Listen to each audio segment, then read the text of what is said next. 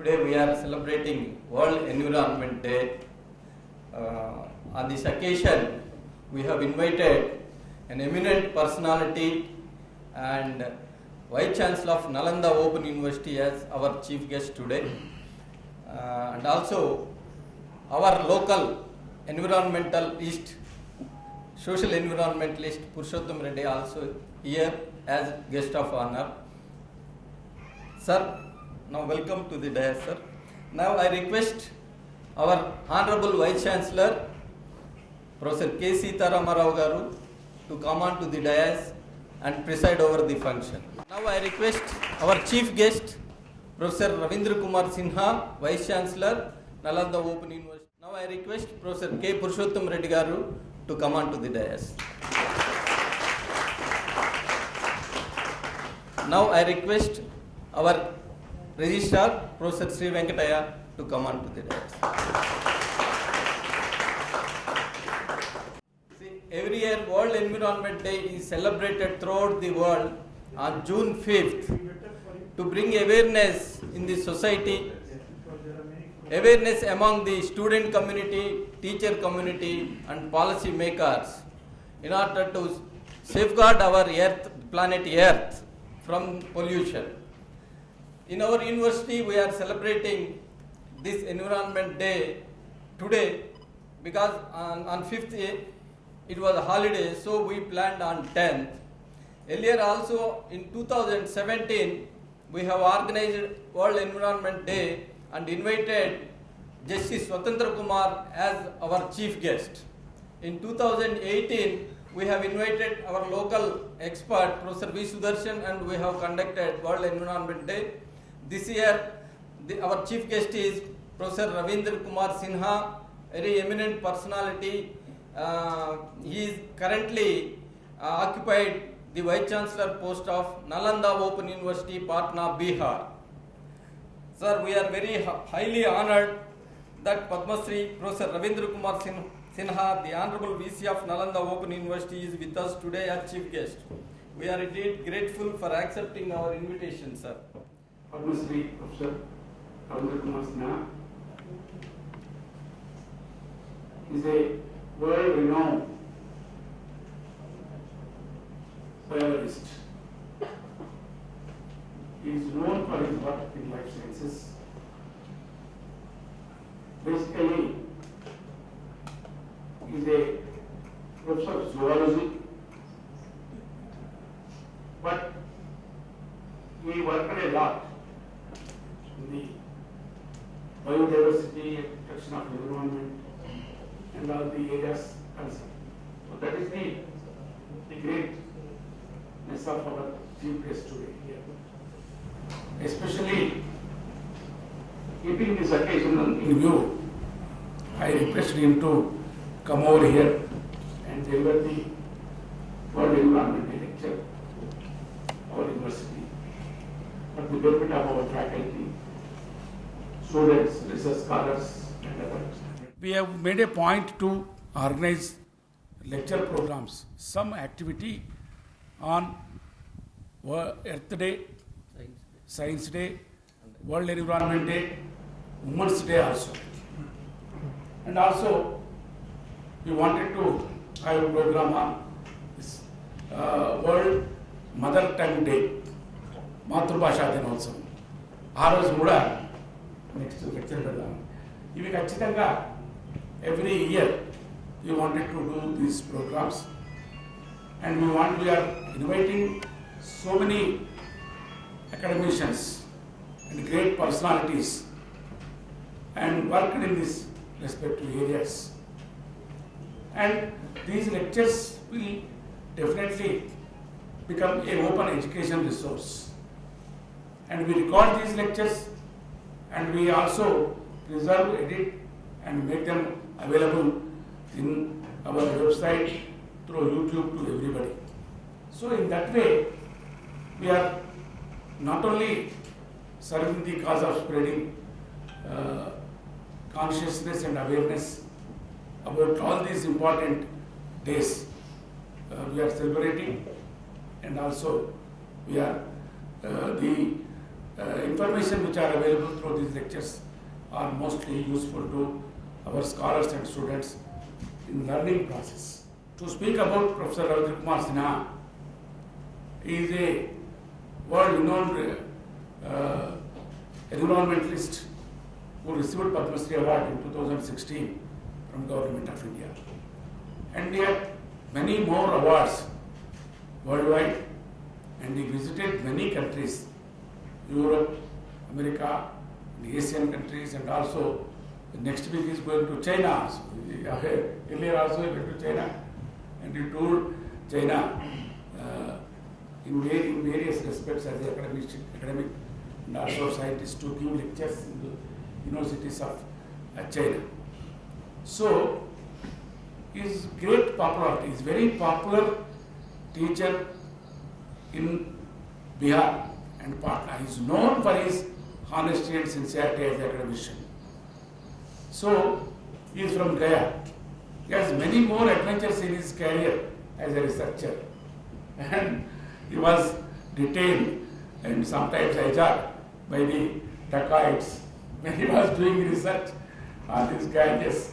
And he, throughout his life, more than 4 decades, he spent on the biodiversity system of Ganga River, from starting Uttarakhand to down Bengal, where it merges in the Bay of Bengal.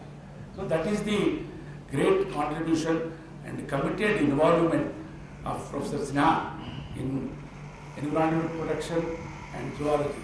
And one more important reason for inviting him was when we were discussing in Delhi, and Professor Purushottam Reddy also knows this point. My grandson is very much, even now, just 9 years old boy, he is very much interested in life sciences. Whenever you ask him, he says that I wanted to study zoology and animals. So, in that way, Professor Sinha attracted me with his personality and his research. So that is the way he worked on the protecting the national aquatic animal, that is freshwater dolphin. He is known as Dolphin Man of India. Just you can type in Google, you will get that. Dolphin Man of India, you will get the name of orchestra. So this is the known popularity of our chief guest today. And I also welcome on behalf of all of us, Professor Purushottam Reddy is a known environmentalist in our Andhra Pradesh and also in our Telangana, and he worked a lot on water pollution and other various areas, and is almost dedicated himself to the environment protection and biodiversity protection and all that. Sir, once again we welcome you for this program. Thank you very much for immediately accepting our invitation. And I once again extend welcome all of you to this important day, World Environment Day celebrations to our university. Now, going back to our agenda today, now I request Professor Purushottam Reddy, guest of honor, to give a brief message on this occasion of World Environment Day. Recently, British Parliament was compelled to declare climate emergency, and the citizens they took up the issue because political parties were not responding to the need of the hour. In such a situation, citizens took over, they demanded, and the Parliament had to succumb. Ultimately, Parliament declared climate emergency, where particularly in European countries and in America, when governments commit to something, they do it. మన మాదిరిగా రోజుకో statement ఇచ్చి మర్చిపోయే ప్రభుత్వాలు అక్కడ ఉండవు. ఇక్కడ once they say something, they do it. So that's a very happy development. After UK, we have Ireland declaring climate emergency, and now very soon, I think in about a week's time, Germany is following, and several other European countries are in the line. India, as all of you are aware, we have been a signatory to the Paris Accord. Our Prime Minister spoke extensively on that particular day and committed that India shall reduce, 35% of its emissions in the of 2005. In the year 2005, whatever India emitted, out of that total 35% reduction, which means a very big, a huge volume of reduction. Friends, unfortunately what's happening at the international level, our prime ministers, right from P.V. Narasimha Rao to our present day Modi girl, we find they make a lot of promises, but they don't follow it up with appropriate policies, strategies, or building up institutions and so on. As a result, there is a huge gap between the promises made at an international conference and the performance of the governments in this country. But at the same time, friends, this is not the occasion for, such serious lecture. I'm extremely happy, sir, that a person of the eminence of Vice Chancellor Nalanda Open University, a person who dedicated himself to research and for protection of dolphins, most lovable aquatic animals. In fact, they are very bright, very intelligent, and maybe they have more intelligence than some of our politicians, but extremely human friendly. Extremely. Once you see the slides, I'm sure in Hyderabad also we should think about starting a club for the protection. We don't have dolphins here, but we can make our voice felt. And again, dolphin is only a symbol of the quality of life, in the oceans or rivers. So we need to have societies where we can deliberate, discuss, and come up with needed public pressure, because ultimately we are a democracy and governments will only listen to a pressure. Unfortunately, what's happening is we elect representatives and they are not very serious. They are all the time more serving the corporate interests rather than the interests of the public. Sir, we welcome you at this is a very important occasion. And that too, we are in 2019, as all of us are aware. And this is the third year, 16, 17, 18, 19, that is nearly 3.5 years into SDGs. The mandate is from 2016 to 2016 to 2030. Already about 3.5 years over, and we have not achieved much. There is a tremendous demand or need, to address the major issues. And in the Sustainable Development Goals, we have goal number 14, and that deals with the protection of life in water. So it's a very important topic. And in addition to this, we also have goal number 6, which deals with the needs, right, access to water for everyone, because that access is not uniform. Some people get more water, some hardly get any water, and particularly in the slums of Hyderabad or anywhere in this country, the poorest of the poor hardly have any access to the water, and it's a very serious problem. So in universities like this, all of us need to constantly be discussing these issues, and we should not hesitate to knock the doors of justice. That is public interest litigation. Yes, we have to, because under Article 51A, it is our duty to protect the environment. We have to do it. What is expected of us, we need to do. Only then we can ask the government. That is, government also is duty bound under Article 48A. They are also duty bound to protect. In addition to that, we have directive principles. It is expected. Both the government and the people in this country shall, with one voice, with one concern and focus, we should all be protecting life. And it calls for a change in paradigm. It's a very big subject. Open University is a wonderful forum. We have my dear friend Professor Sitaram Rao Garu. He has been an activist all through. We used to meet in Warangal on public platforms.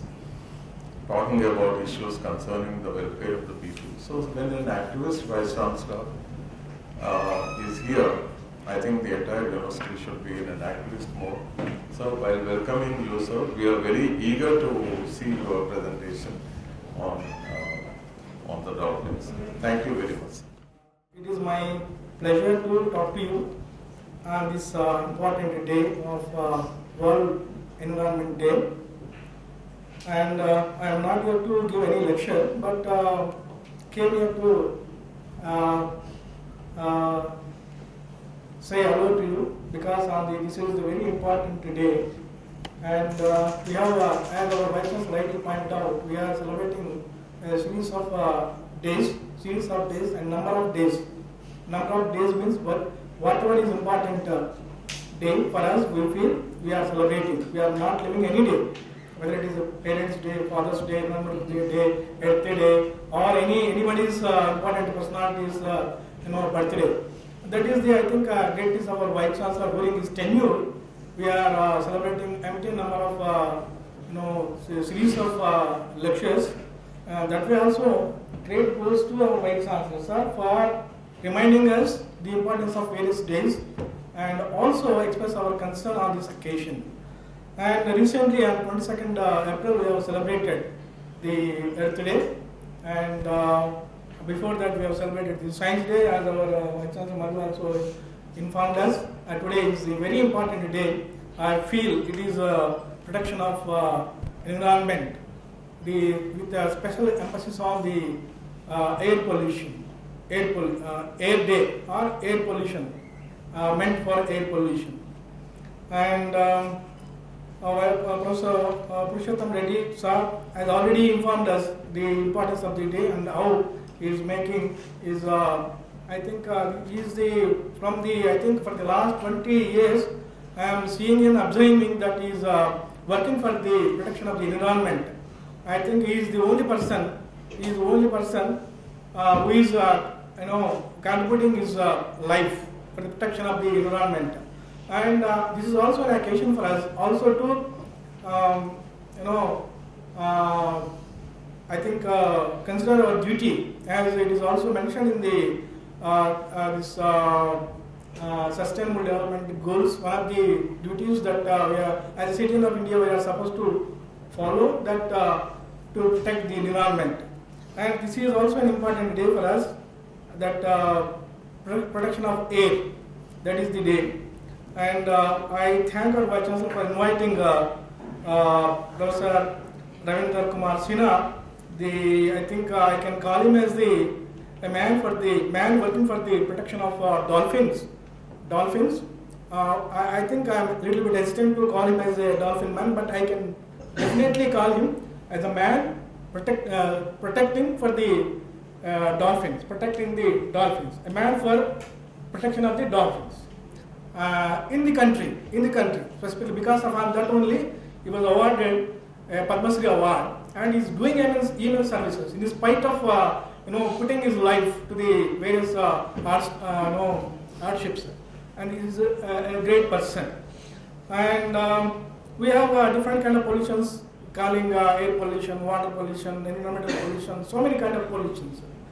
And air pollution is an important subject, and it is also our moral responsibility to not only discuss, not only remind the importance of air, but it is also a responsibility to try to protect the air. And coming to air, there is one poet rightly pointed out that water everywhere, but not a drop to drink. That is the situation where Professor Purushottam Reddy sir also rightly mentioned that we are not in a position to find our good water, a potable water, where we are. Reason why we are surviving or depending on this called mineral water. Mineral water also, I think, not is safe. Mineral water also is not safe.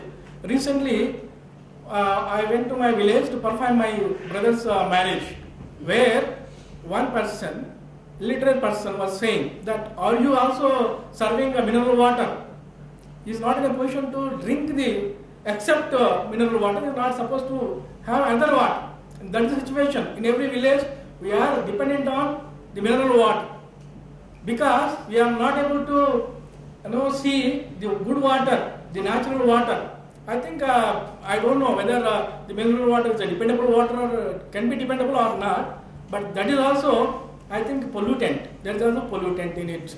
So that is one thing, and it also reminds us our responsibility and duties also that everybody present here must strive for the protection of environment and air and water.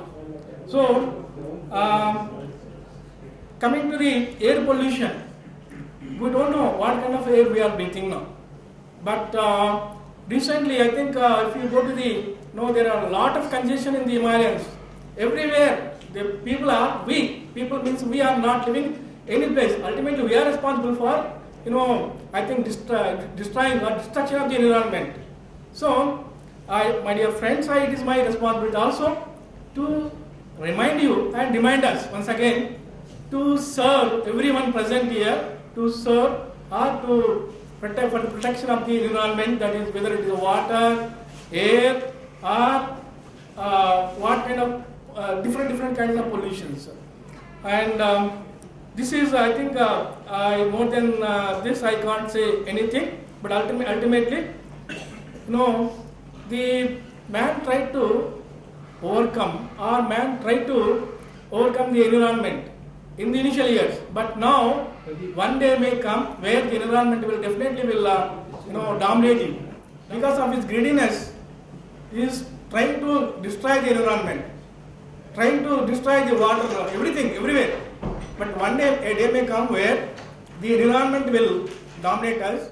Served as MHRD nominee for the Council of Central Universities to establish different departments, and also he is the member of International Union for Conservation of Nature and Natural Resources, IUCN, headquarters Geneva, Switzerland, since 1994. He was elected chairman of Asian River Dolphin Committee 1997-99, and he was the RAC member for National Bureau of Fish Genetic Resources, Lucknow, and expert committee member of the National Ganga River Basin Authority under the chairmanship of the Prime Minister of India, and also member working group of Planning Commission of India on rivers, lakes, aquifers for the environment, forest sector for 11th five-year plan. He collaborated with scientists of USA, UK, Japan, China, Germany, Canada, Colombia and India for quality research. He has to his credit 121 valuable research papers published nationally, internationally in reputed scientific journals. He has published 50 technical reports and 6 books and 2 documentaries. The names of the documentaries are Alert on Ganges and also Mr. Dolphin Sinha, Think Globally, Act Locally. These 2 are the documents. He is an elected fellow of the Linnean Society of London since 1996, recipient of several honors awards, including the Most Excellent Order of the Netherlands, the Order of the Golden Ark by His Royal Highness Prince Bernhard of the Netherlands in 1999, as an international recognition of research and conservation efforts to save Ganges dolphin in particular and Gangetic biodiversity in general. He has been named Officer of the Order of the Golden Ark of the Netherlands.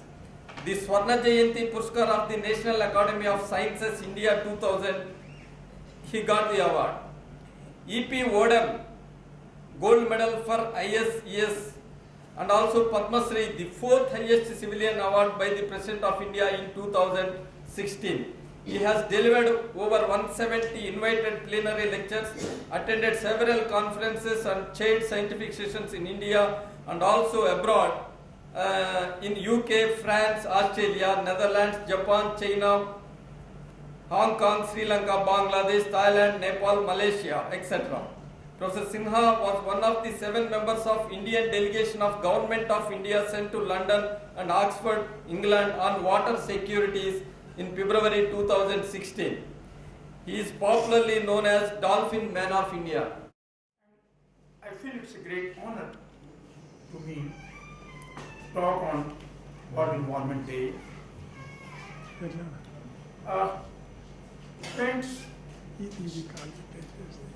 I have been working on river ecosystem, that's basically Ganga Basin and rivers of India and Nepal, Bangladesh. And not only on biodiversity, but the pollution aspect,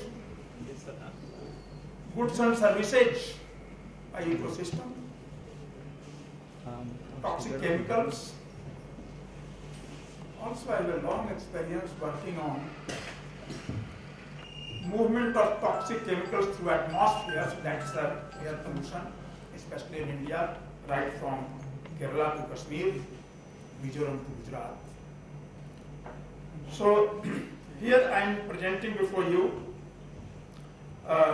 what is the current status and conservation issues of the Ganges River dolphin, because Ganges River dolphin is one of the very few river dolphins in the world. So here you can see what this dolphin, porpoises, whales come under one category, that is called cetacean. So throughout the world we have only 88 species, out of which 41 are known as dolphins. If you ask me what is the difference between dolphins and whales, I think it is very difficult to answer, because all the dolphins are toothed whales, but not vice versa. So this is dolphin. And then we have only very few river dolphins in the world. So majority of dolphins, you all know that it lives in salt water, that is marine water, but 3 are obligate to fresh water and 1 lives in coastal water. There are few species facultative, means they live in marine water as well as fresh water. Freshwater dolphins inhabit some of the largest river systems of Asia and South America. And they are the most endangered, not only cetaceans, but mammals in the world. So the Ganges River dolphin, which is scientific name is Platanista gangetica, is one of the obligate freshwater dolphins found in the Ganges, Brahmaputra, Meghna river systems of India, Nepal, Bangladesh, and Sangu Kanthuli rivers of Bangladesh. Another subspecies of the same species is Platanista gangetica minor, which is found in Indus River. And both Ganges and Indus River dolphins are blind dolphins. This is the only species in the world, cetaceans, among cetaceans, the only species which is blind. It has very small eyeball, pinhole eye, but no crystalline lens. It has remnants of retina, but it cannot form image without lens. So they can maximum differentiate between dark and light. That's all.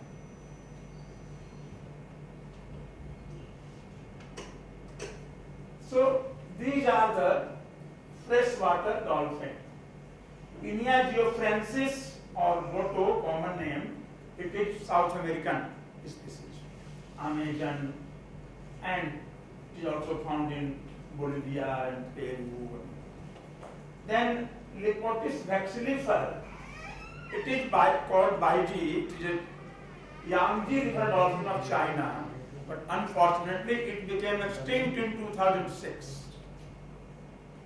So that was the first incidence in the human history when one cetacean fauna became extinct due to human activities. Human activities only. Because in Yangtze, we will find every 1 kilometer big cargo ships, so much river traffic, so much pollution. And also, recently published one book mentioned that 1959 to 1962, there was a big famine in China. That time, the leaders of the country asked the people, eat whatever you can, And very jokingly, that book writes that they can eat anything flying except aeroplane, anything having four-footed except table. So that time, they killed their dolphins to feed their children. And that is why when the book writer interviewed the fishermen, they said, what we have done? On one hand, our children were dying, we are dying. So we killed the dolphin, we fed our children. This was the situation in China. Now, world authority, world scientists surveyed the entire Yangtze River for almost 1 year. They could not sight a single dolphin, so they declared as extinct. And then, this Pontopedia glanville, this is actually not exactly fresh water, it is found in La Plata River, so where it is Estoril River in Argentina. But Platanista gangetica and Platanista gangetica minor. So we called in common language, we called Susu. So Susu is the common name of the Ganges River dolphin. And in Hindi, we called Suns. When the expiration, during the expiration, they create some kind of noise. So that's why it's Susu. And in Pakistan, they called Bhulan. So fortunately, Pakistan also, they are surviving almost 1800.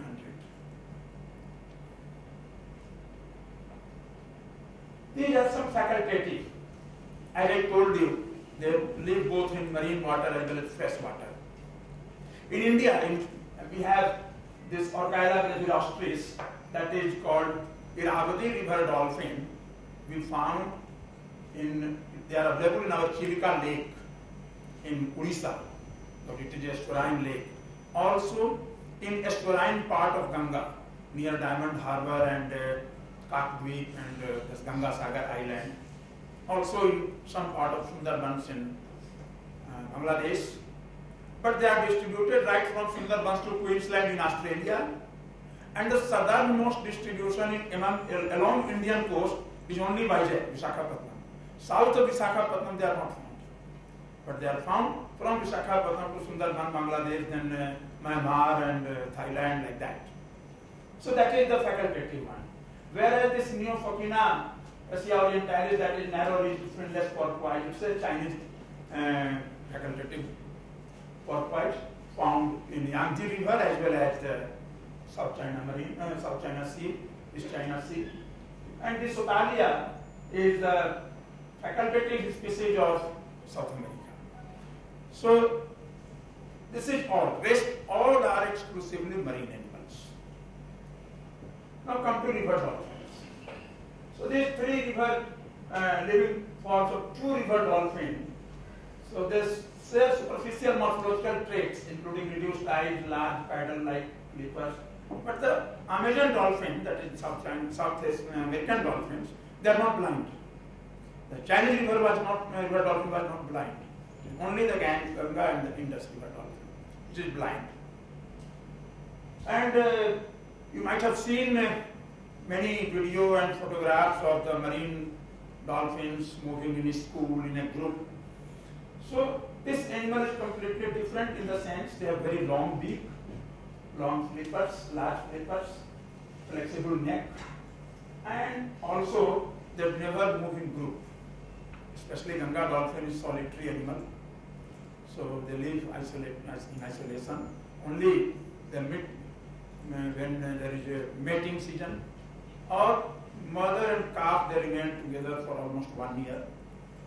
So this is the situation, and energetically it is more demanding. Why? Because in marine environment you don't find big current, fast current. River, there is fast current, so the animal has to negotiate.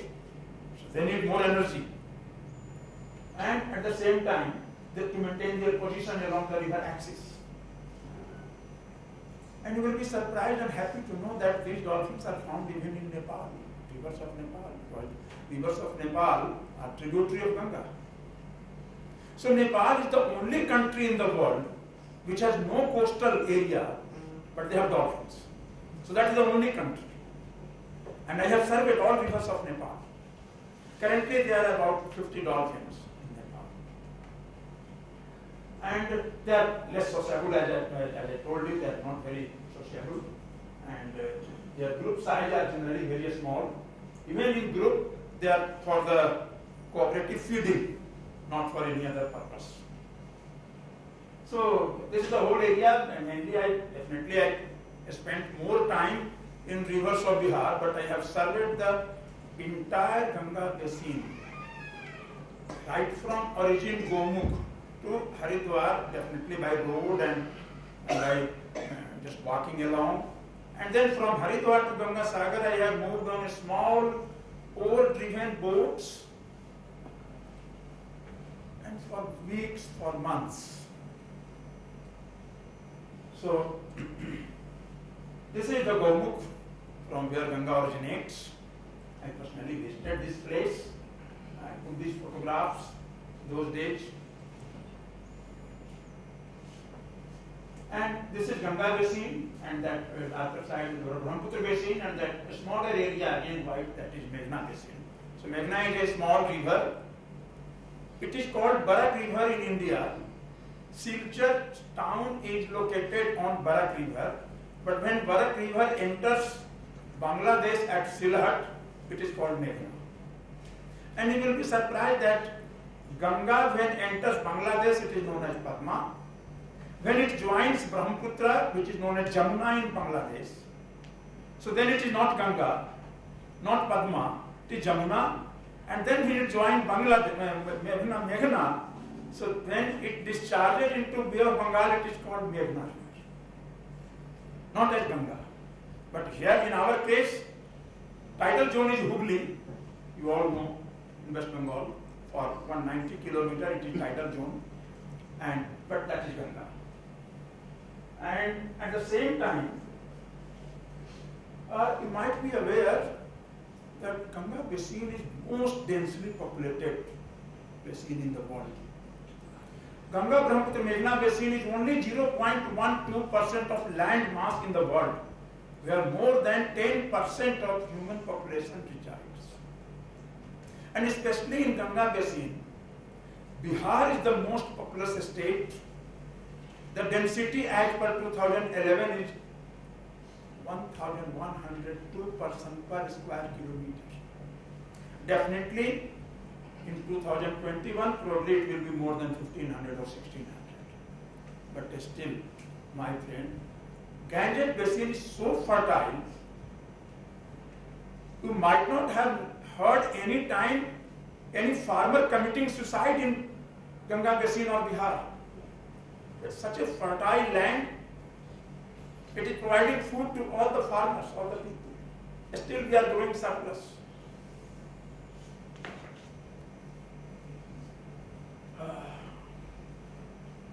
These are some fact sheets, which this stocky body, a small head, long slender beak. You can see the photographs here, a long beak. And at the time of birth, the baby is 70 centimeter. Actually, the animal gets sexually mature at the age of 10 years, both male and female. And then gestation period is 9 to 10 months, like human being. And then one baby at a time. I never heard two baby at a time, only one baby. And mother suckles milk, because it is a mammal, like human being, for 6 months. And then baby starts feeding on soft food. And it remains with mother for 1 year.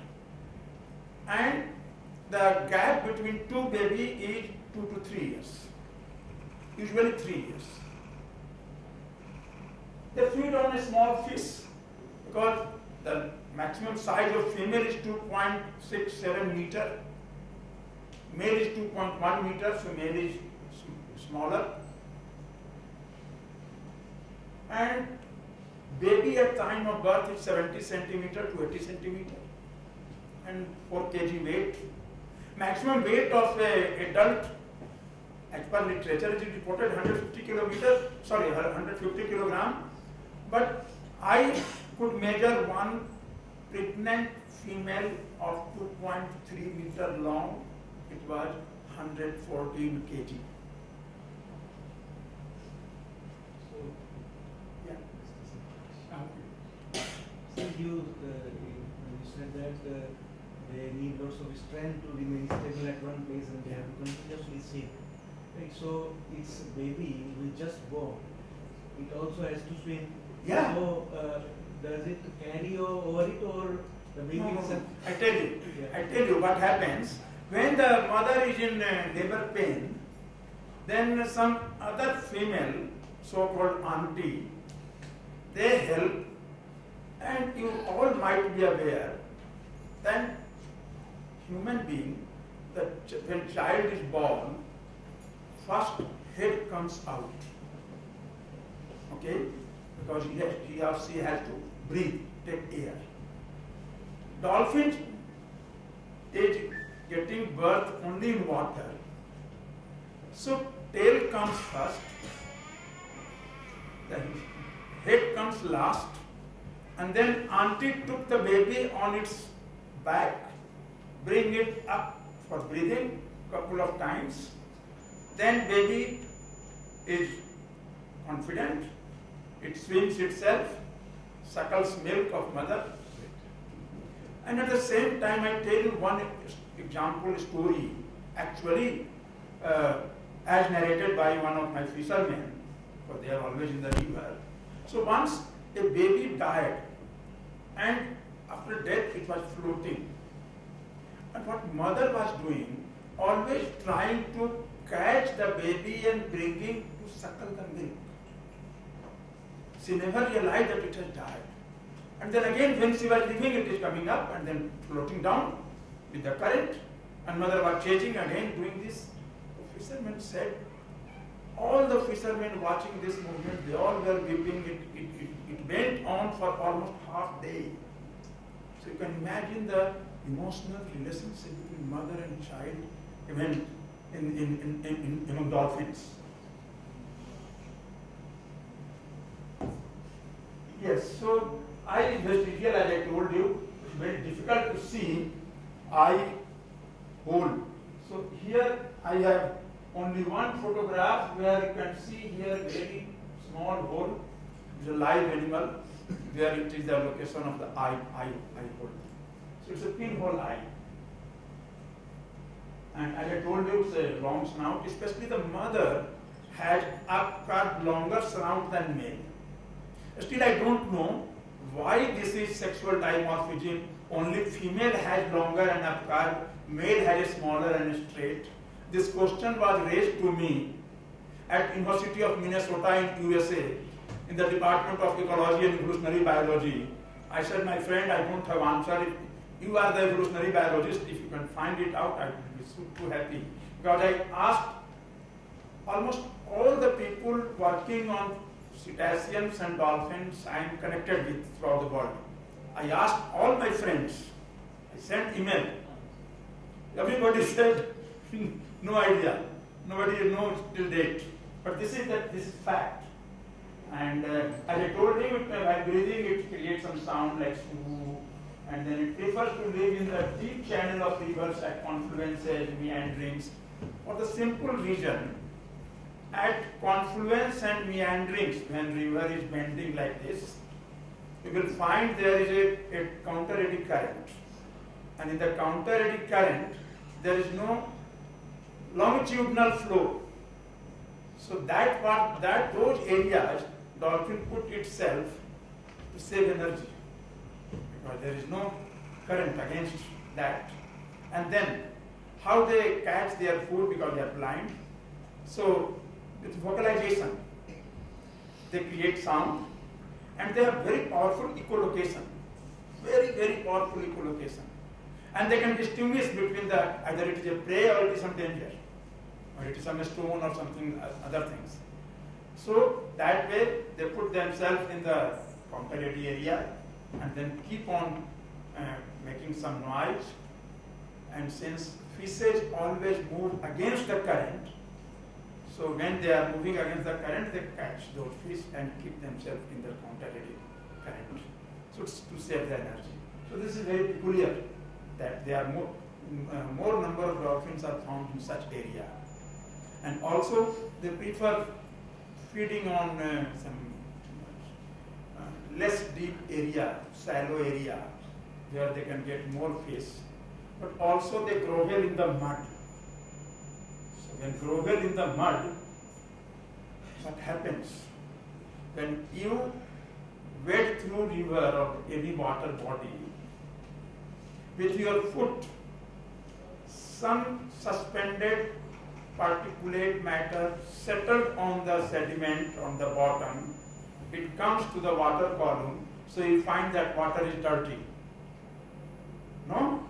Same thing happens with this animal when it grovels with its snout, so like plow in the field, and then it is bringing back those nutrients to water column, which helps fishes to feed upon, so it increases productivity. At the same time, they feed only on a small size fish, maximum 10 centimeter long, because gullet is very small, so they cannot eat long fish or big fish. So this way, they reduce competition between small fish and large fish, because they are feeding only on the small fish. So helping the larger fish to grow larger. So these are two economic or ecological services which this dolphin is playing in the river. At the same time, because most of the experienced fishermen, old fishermen, they used to say that wherever there are more fishes, we find always more dolphins. When the number of dolphins has declined, number of fishes have declined in number. The simple correlation they observe. Sir, one question. Yeah. So how are we able to recognize this baby actually? Is it because of the smell of What do you recognize? the baby? Baby? Yeah. Whether it is male or female? No, it's own baby or not? Because Own baby or not? Yeah, yeah. Because look, only the baby always accompany its mother. So it never leaves mother for 1 year. And moreover, another mother will not accept other skin. It is very natural, I think, most of the animals. So this is some mating behavior. What we have observed, it is very difficult to observe mating behavior, but we found that many males chase one female and finally one succeeds. So that we have seen that mating normally it takes place with the start of onset of monsoon, and it continued almost for monsoon. And since the gestation is 9 months, so we have seen, okay, even during summer also some mating takes place, because in October we have seen some baby, and it continues to breed up to May. Very simple reason. Organic evolution has such a wonderful things we know, that since monsoon, fishes breed, so they have many babies available. So river is full of fishes. So baby can get some food, or mother can get more food. So that's why they are breeding such a time when plenty of food is available in the river. Very peculiar anatomy. As I told you, this is the only species which have very powerful echolocation. Most powerful echolocation it has among cetaceans. So you can see here, this one bone like this. So here is that esca is highly disparate from cetacean, especially having the rheumatized maxillary crest. So this is maxillary crest, so that they can pick the sound very easily. Okay, and probably acting as a caustic reflector for echolocation sounds. So this is also peculiar to this species only, not in any other cetacean.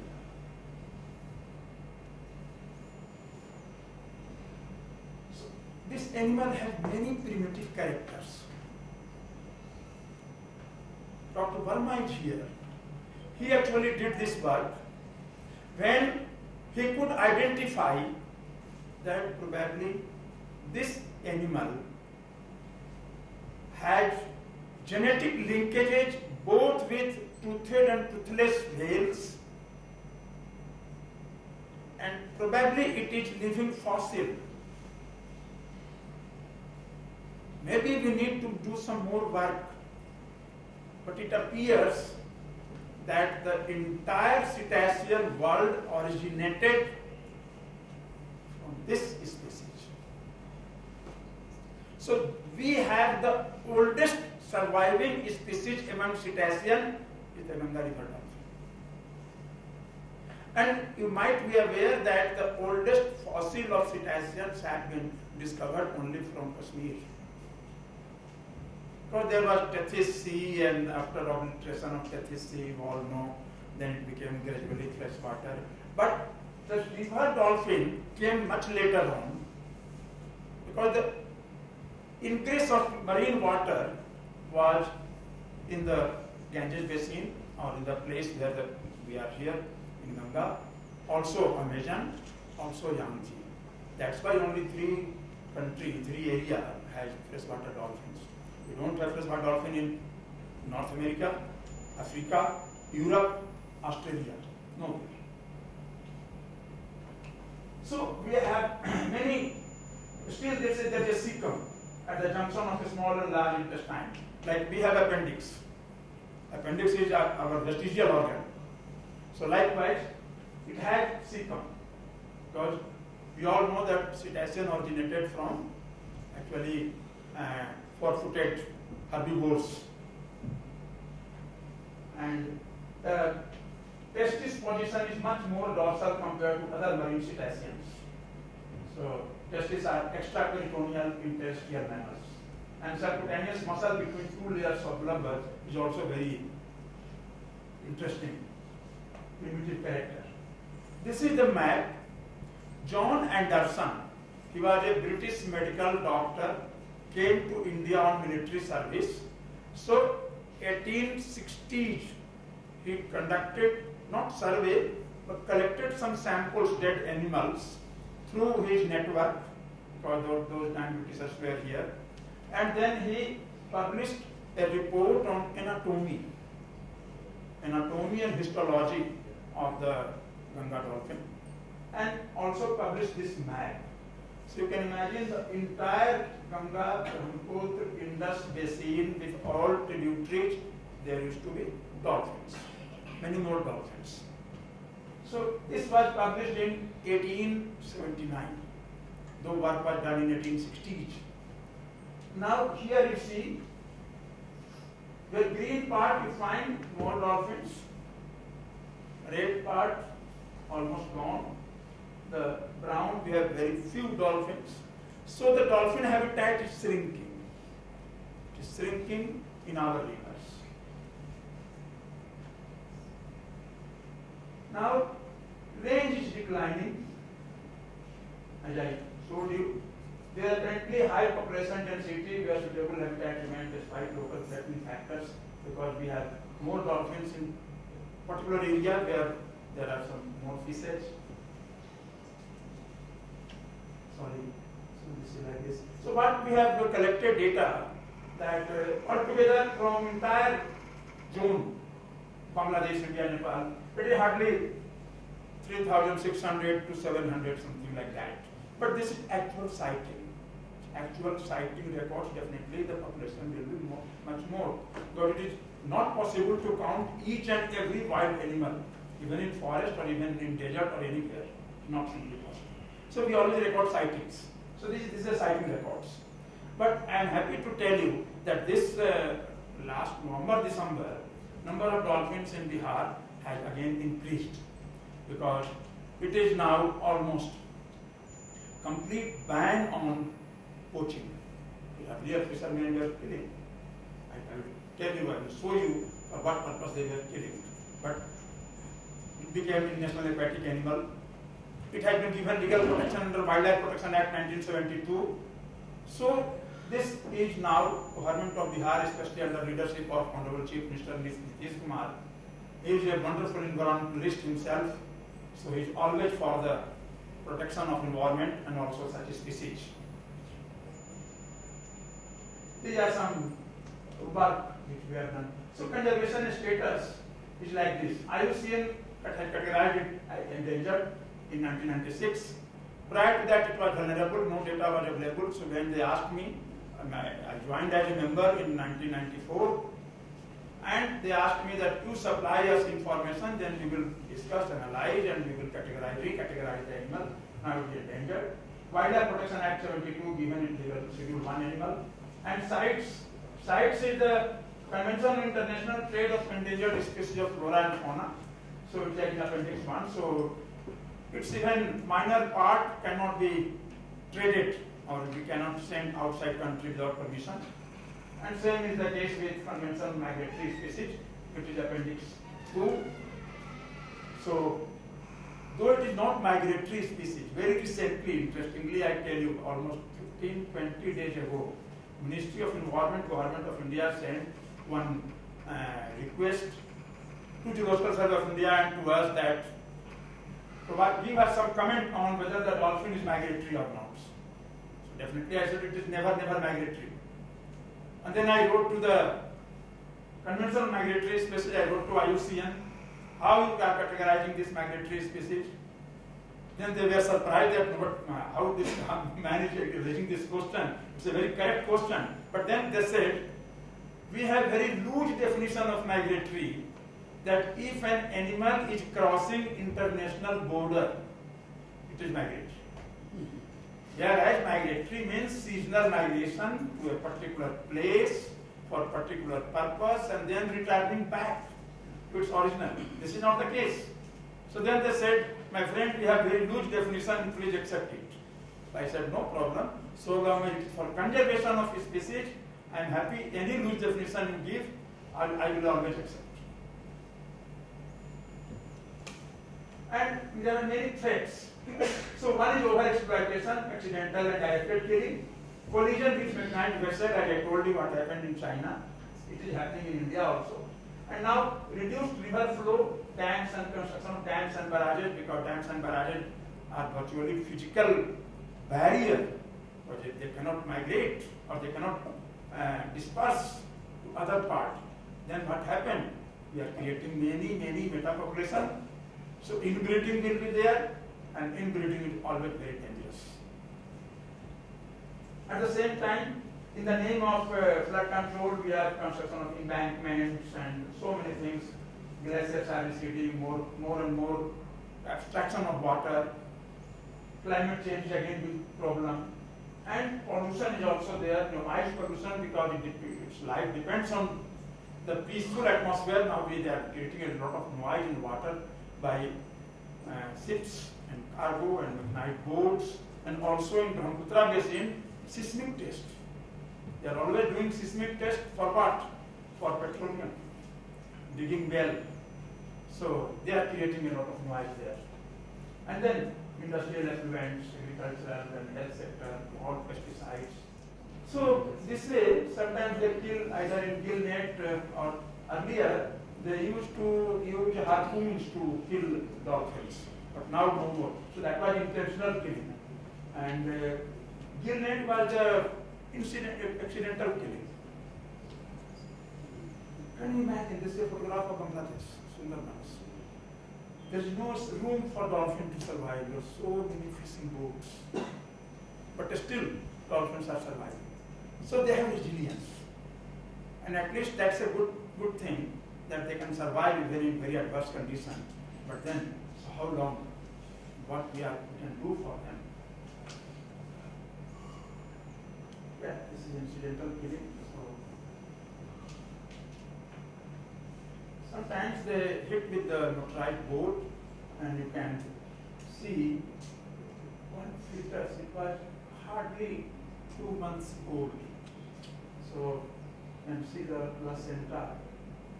And this was 7-month-old baby when one dolphin died, so I was just sitting out and found the baby. Yeah, sometimes they hit, and though they are not killed, but they have broken their upper jaw. Here they have broken the lower jaw. Besides Ganges dolphin, we have a very interesting endemic fauna in Ganga, that is gharial. The gharial is the fish-eating crocodile. And it is found only in India, only in Ganga basin. Brahmaputra basin. Nowhere. Earlier they were found also in Indus, but now it is extinct. So this is the gharials. Again big snout, but there is no competition between dolphin and gharial, because gharial is fish eating and they eat bigger size fish. And it is a reptilian fauna, so if they eat one fish, they need not to eat another 30 days. Okay, whereas dolphin is a mammal, they eat on a small fish. Any individual adult needs minimum 5 kilogram to 6 kilogram fish every day. So they need more food because they're a mammal, so their basal metabolic rate is very high. Whereas in reptiles, basal metabolic rate is very low. I think for the students, are you aware with basal metabolic rate? What is basal metabolic rate? When you are in complete rest, your body needs some energy. Still, you are spending energy. That is the basal metabolic rate. So in mammal, we are always active. Even while sleeping, there is some energy, and we consume some energy. Whereas the turtles, gharials, they need very less energy. They are not that much active. Yeah, there is another animal, otter, soft-coated otter. We call it in Hindi Udbilao. Also, it is found in marine and so other species. So in Ganga, we have very few, but it is there. So they are the living together. This otter also feeds on fishes, but again, they have no competition with the dolphin.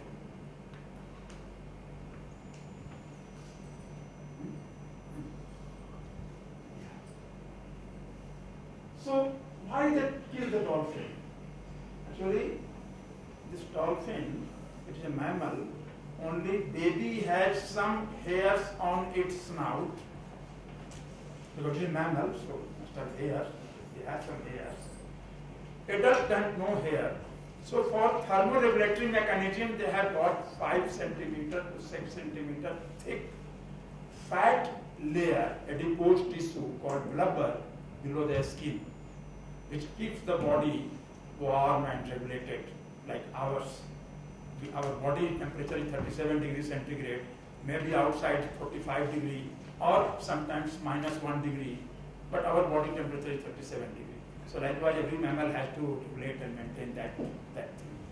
So they also, so here in downward you see this fisherman is taking out blubber, because blubber is almost 30% of body weight, so oil, and they extract this oil, and the oil is used as fish bait.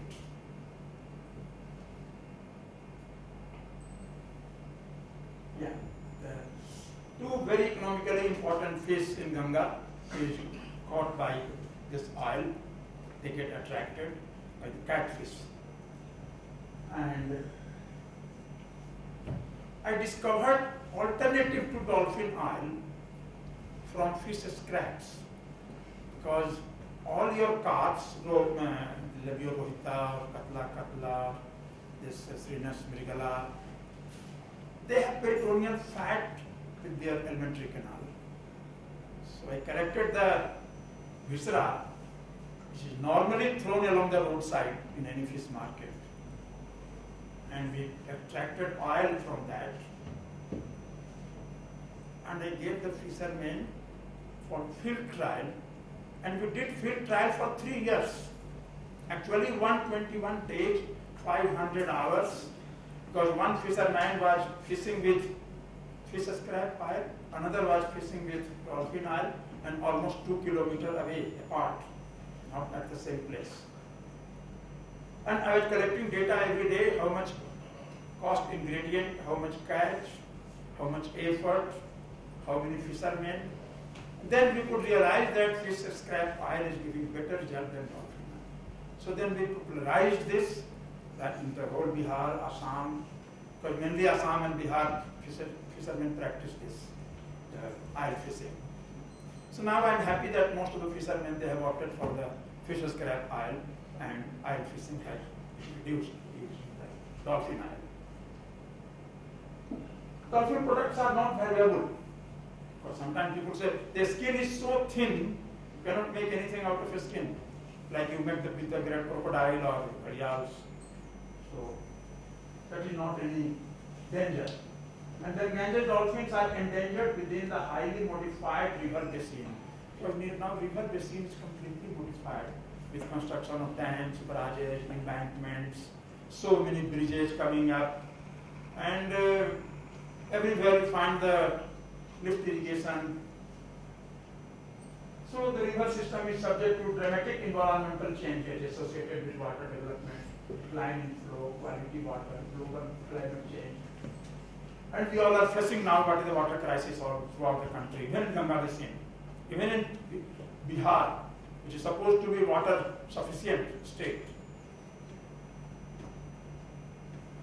So many hydroelectric projects have come up in Himalayas, in Ganga basin. So the flow of Ganga has been checked in the Himalaya itself. And then you see the dams and barrages. So this is here the Farakka barrage. Our entire pondage area is full of macrophytes and filamentous algae. And this is the barrage. Then at the barrage itself, underwater we try to take some photo. The whole water column is choked with filamentous algae. This is Farakka feeder canal, is almost 38 kilometers long. It diverts Ganga water to Bhagirathi and Hooghly in West Bengal. Otherwise, the flow was more towards Bangladesh. It all happened almost 400 years ago due to tectonic movement, earthquake. So the part of the land in Bangladesh area, they got sagged, they went down. So there started more flow towards Bangladesh. And India was facing crisis at Kolkata and the Diamond Harbour.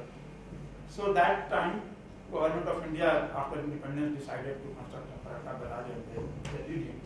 But it has created a big physical barrier at the point where the biodiversity is most rich in the area.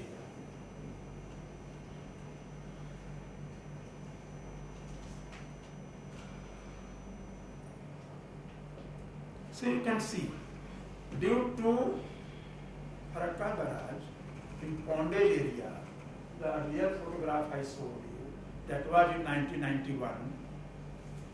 Farakka barrage was commissioned only in 1975, so after 16 years, it was also.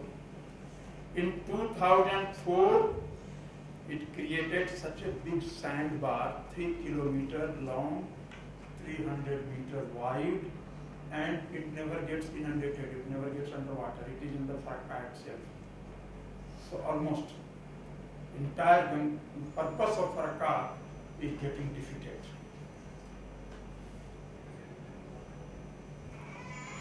It's causing siltation, and we have also lift irrigation. So these are the threats. Habitat degradation due to industrial discharge.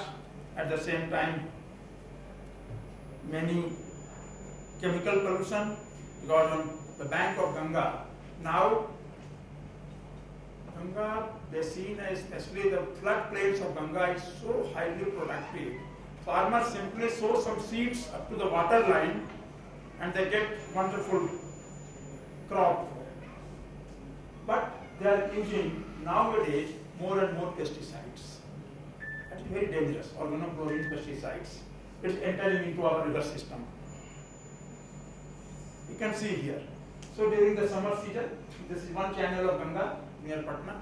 People are using the pesticides in the cucurbits, vegetables. They are growing watermelon and other. Now so many city sewage.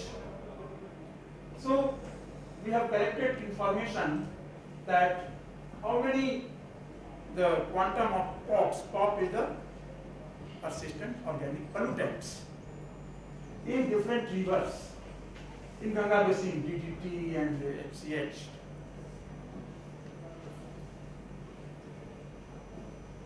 In sediments of the different rivers. And then mercury in Ganga. Now you can see how this biomagnification is taking place, water, sediment, benthic fauna and then fish. Same is other heavy metals, right from neonate to adult female. Then other hexachlorocyclohexane, that is organochlorine pesticide. Chlordane is another pesticide. Polychlorinated biphenyls. It's very dangerous compound. We are using in electrical appliances and your transformer. And though we have not very high concentration compared to other industrial countries, but at least it is a baseline data which can be compared future, and we have to stop it. And there are many organotin compounds.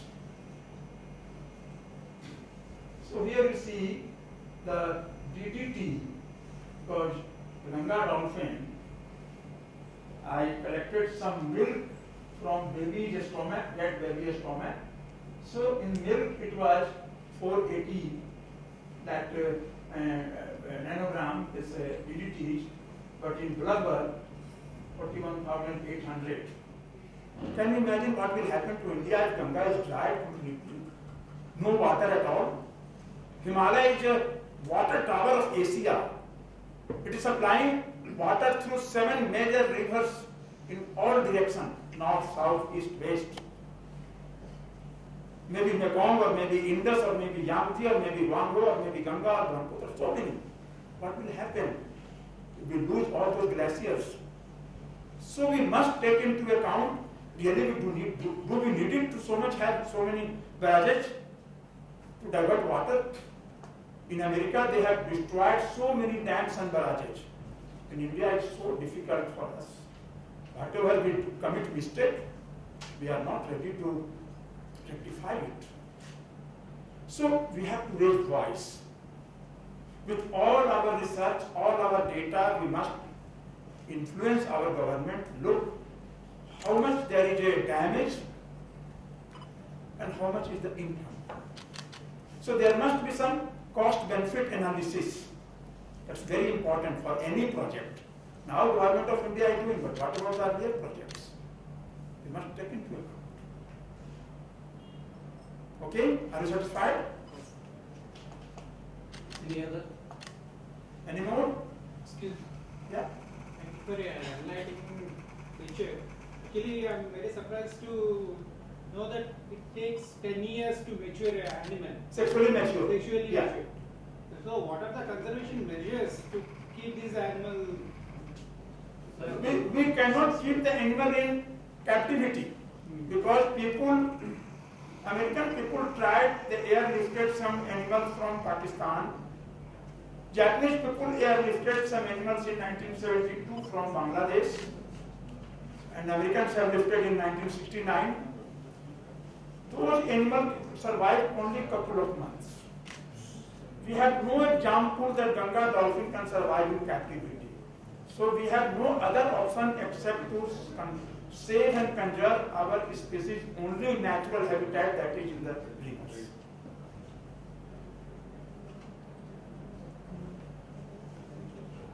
Okay?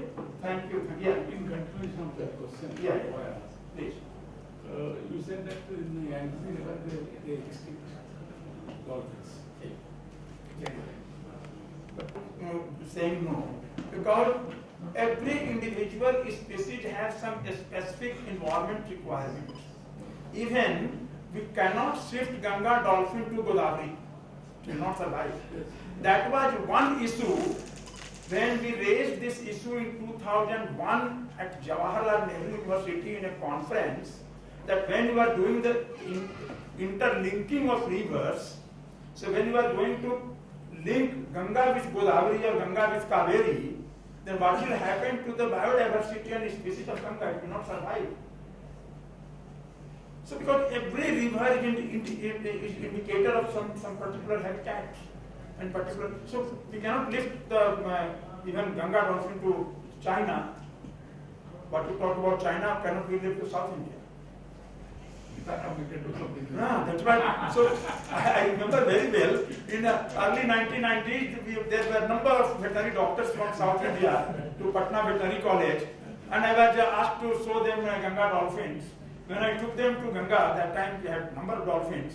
All were dancing on the boat itself. So I said, my friend, it is dangerous. You come to the bank side, you watch the dolphin. So they said, we cannot imagine a dolphin in river. But we don't have in South India any rivers.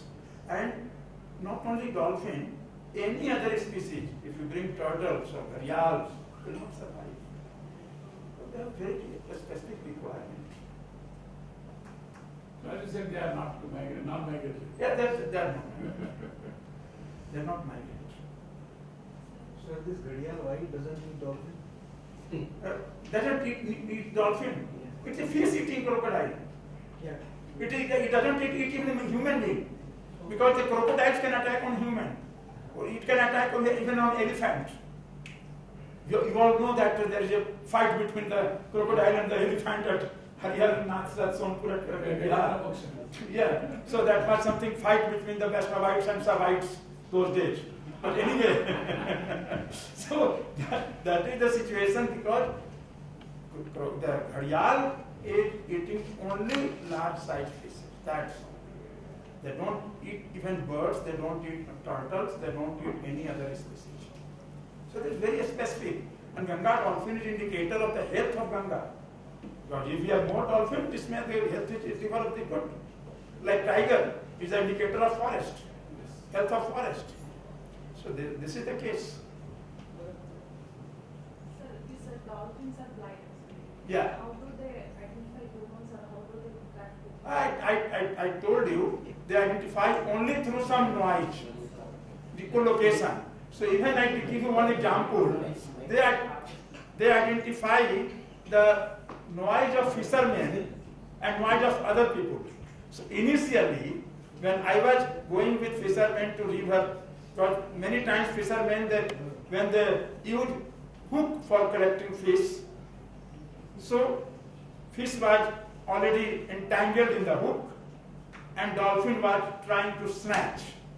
So fishermen were angry and many times even they were using some bamboo to and then they were not moving away. I was keeping quiet. When I started talking, simply they moved away. They thought someone else is here. But now I'm confident they have identified my voice also. Because many times there is no dolphin anywhere. Once planning commission, member S.J. Qasim and many more officials, Secretary Government of India, they were with me on a boat in Ganga at Patna. Dolphins they were not able to see. Then Dr. Qasim said, unless until Dolphin Sinha spoke, they invited dolphins, they will not come. And they could see some of the dolphins after 10 minutes. So I was told by not less than, you might be aware, father of Tiger project in this country, I'm not remembering name, he was at Jaipur, Sankla, Kailash Sankla. Kailash Sankla is known as father of Project Tiger in India. No, he's dead. So now 1994 in Indian Science Congress, I was delivering invited lecture at Jaipur.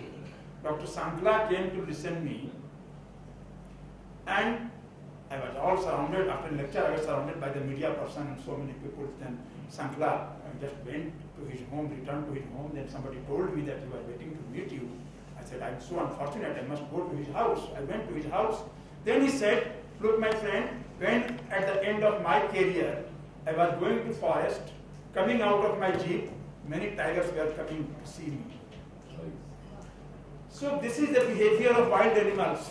So you will find one day the dolphin will come to your boat. This is the behavior of all the wild animals, that if they think that you are savior, they identify you. If you are killer, they are always threatened. So animals are more intelligent than us. We have kept our name Homo sapiens. You know, our scientific name is Homo sapiens. Means, do you know scientific literal meaning? Wise animal. Most unwise animal has put their name as white animal. Any animal in the world, if they are talking among themselves, they will say, look, this foolish species, they have kept their name white animal, they are cutting the tree on which they are sitting itself. So the worst thing that we are doing all harm to environment, not a single species other than human being are creating any harm to environment. It's only us, nobody else. We must realize it. So what we need, first, as told by Honorable Vice Chancellor, that you should practice yourself first. During our college days, amongst us we have created an environment that nobody will keep light on in the room while going for food to mess in the hostel. No. In classroom, whoever is the last one must switch off all the lights and fans before leaving this one. We don't allow even a single drop of water to come if it is wasting somewhere. Immediately we will do something. Maybe some change in washer and something like that. So we have to do that, and you have to inculcate this practice in your students, among your children. And I have been doing whole of my life, even my family members, my school children, college children, they are doing like this. You must practice. Otherwise, nobody will listen to you, everybody is watching you, what you are doing. Unless until you do yourself, everybody will say, okay, only speaking, doing nothing. So, you first do, then you ask others to do. This is very important. Okay? Thank you all. Thank you very much. My name is Sayan. You will my Maybe my question is irrelevant to the subject, but have you ever cited human life forms in water? Have you cited? Cited human life forms in underwater. Human life? Human life forms. Underwater human life form? Human life forms. Human life form. Human life? Mermaids. No, it is not that. Never. Only it is in our mythological books that we have permeated concepts. But then, why this is, if you see the organic evolution, then in Hindu mythology the Matsya avatar, then Kachap avatar, then Varaha avatar, and then Narsingh avatar. So this is like our organic evolution. So maybe sometimes the life was in the form of fishes. Okay? Not that human was as fish, or fish was like human. So organic evolution and our mythological, this theory, I think they are supporting each other. The science and mythology both.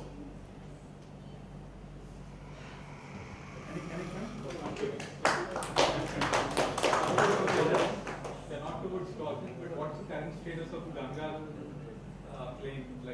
cleaning of Ganga? Oh, my friend, yes, which is very sad affair. The flow of Ganga is declining like anything. As I showed you, there are so many hydroelectric projects coming up in Himalayas, and water is getting abstracted right from Haridwar, because I can tell you that Gomukh, a single drop of Gomukh water does not reach Prayagraj or Kashi. Because almost 98% of Ganga water is diverted at Haridwar through Western Ganga Canal, where you take bath, holy bath, or where there is a Kumbh Mela. It's on the canal, not on the river. And then that water is going to Western Uttar Pradesh and coming up to Delhi for drinking water. So that way we are abstracting water. We have so many already the old barrages, the Bhimboda barrage at Haridwar. Now then we have Middle Ganga barrage at this 100 kilometer downstream Haridwar, Bijnor, and then another 169 kilometer downstream Narora barrage. So all these barrages are what they are doing. They are diverting the Ganga water through the canals. So we are not getting the real Ganga water at Varanasi or Prayagraj or Patna. It's only the tributaries water or city sewage water.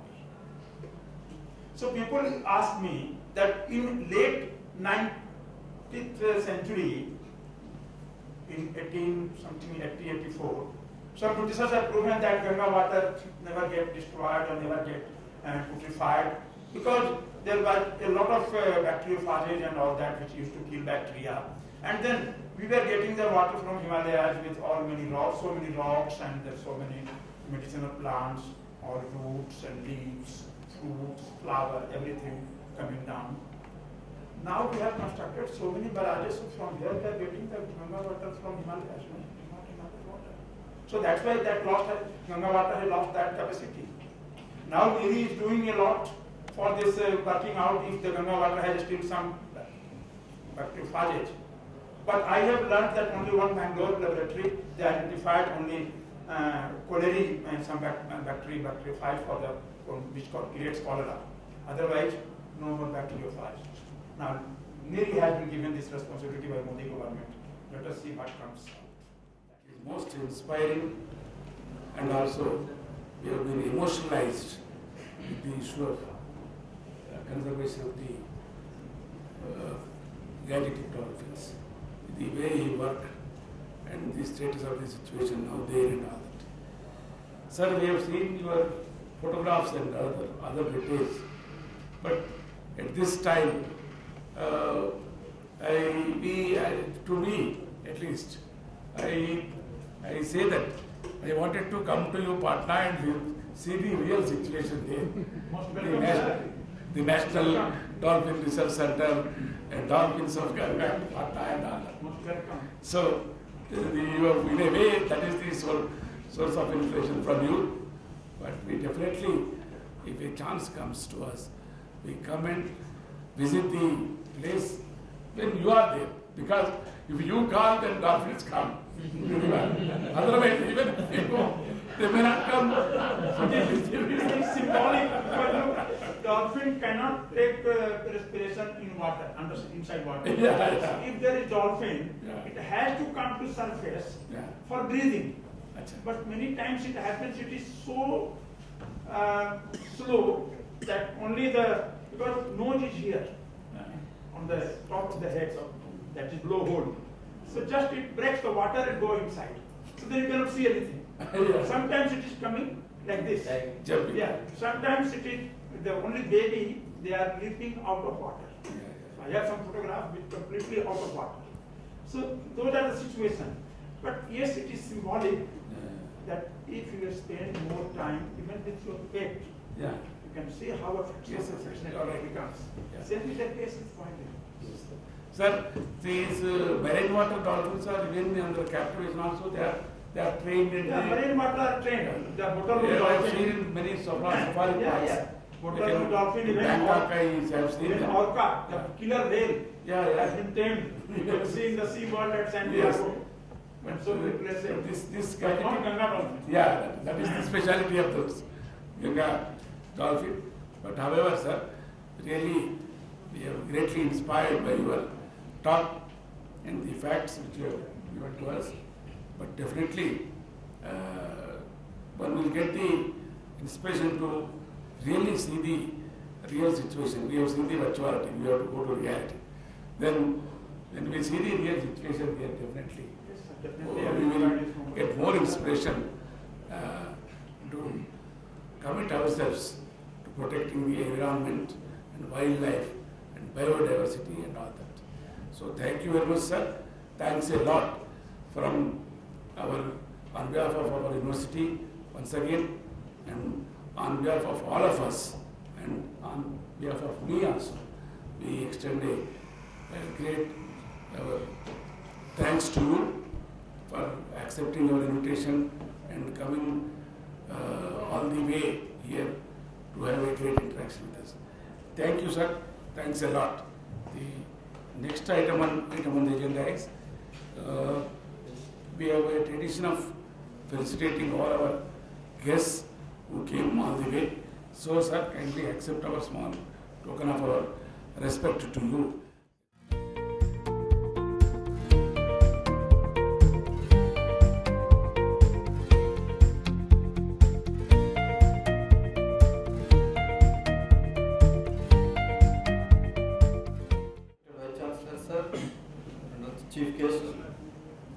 guest of honors, other students and other officers of this university, it is my pleasant duty to propose vote of thanks. Sir, we are very grateful to our Vice Chancellor for allowing us to conduct this type of programs to bring awareness in the student community and also faculty. We are very much thankful to you, sir. We are grateful and thankful to Professor Ravindra Kumar Sinha, who has readily accepted our invitation to give a lecture on this occasion and bring awareness among our students about dolphins and also the conditions of Ganges. We are highly beneficial. This lecture is highly beneficial to our students, sir. You have given us an opportunity to see what is happening in river Ganges, sir, especially regarding dolphins, sir. We are very thankful to you, sir. Again, we are thankful to our environmentalist, local environmentalist, Professor K. Purushottam Reddy.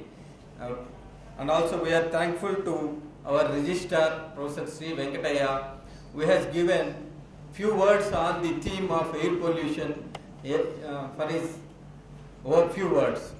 We thank one and all. We have made this function a grand success.